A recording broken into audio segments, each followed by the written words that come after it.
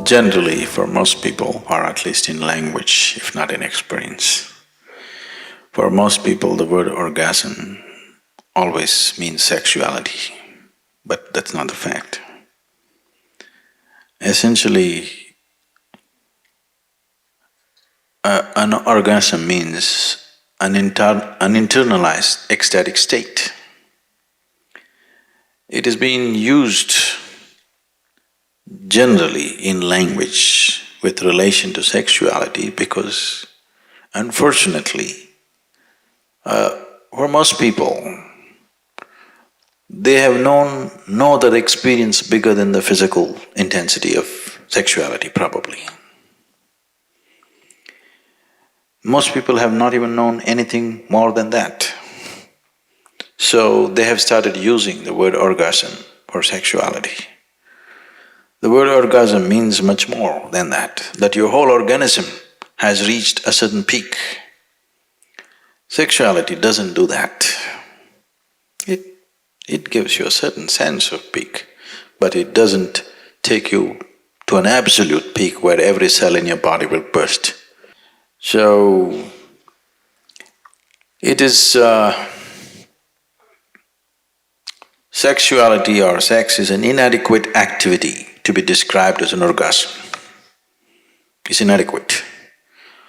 It is just that when physically one reaches a certain state of ecstasy, there is a limitation.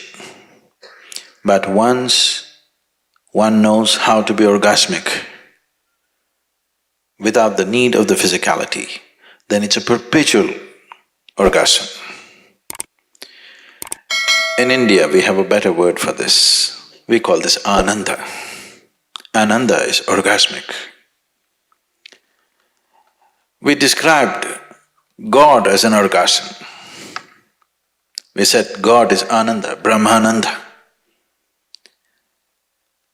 So when we say Brahmananda, what we are saying is, what you refer to as God is an ultimate orgasm.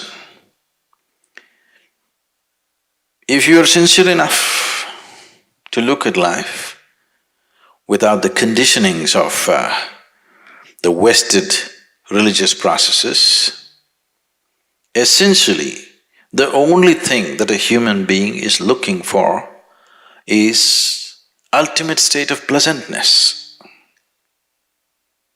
He calls it kingdom of God, he calls it heaven, he calls it whatever. Essentially he is looking for an ultimate orgasm. He's not looking for anything else. So God has been described as Ananda, or God has been described as orgasm. Orgasm is not a sufficient word. Ananda is saying that thing in a much bigger way than the word orgasm says it. So in the East we called God as Ananda. Ultimate orgasm is God. If you want to settle for limited things, you can try sexuality, alcohol, drug. It will only enslave you, it doesn't liberate you. Because this is not Ananda, this is just pleasure. Pleasure is always entangling. People seek pleasure essentially because joy is missing, because bliss is missing. If you are blissful, you would definitely not seek pleasure, isn't it so? If you're right now really blissful, would you seek pleasure? Pleasure is just a shadow of blissfulness. It is never the real thing, it just gives you a shadow. But when you have not known the real thing, even a shadow will do. I'm not against it, but if you do not realize the limitation of pleasure, you will get entangled in it. The more and more you seek pleasure, the more and more you get entangled to the objects of pleasure. But the more and more blissful you become, the more and more you become free from everything. When you're truly blissful, nothing is needed. No food is needed, no sleep is needed. Even life is not needed. Actually, when you're truly blissful, you're willing to die. Please see this. Only that one who is constantly willing to die every moment of his life, only that one will know life. Because if you do not know how to fall into the abyss of life, you will never know the peak of life.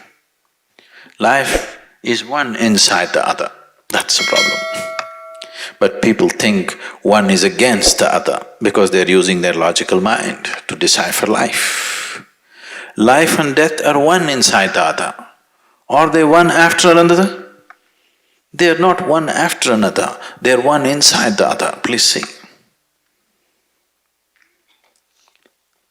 And only if you willing to fall into that abyss of death, you will know the peak of life. Generally, in English language, if you're in a hopeless condition, we say, it is said in English, you're falling into a bottomless pit. Please understand this. Look at the superficial nature of people's understanding. If a pit is bottomless, there's really no danger, isn't it?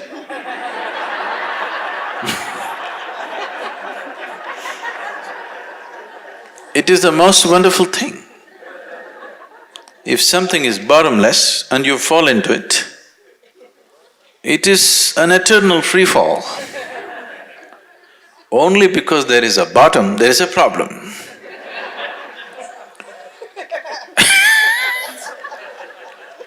Once it happened, Shankaran Pillai fell off the second floor.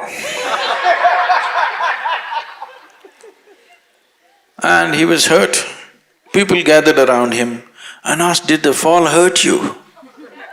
He said, "You idiots, it's not the fall, it's the stopping."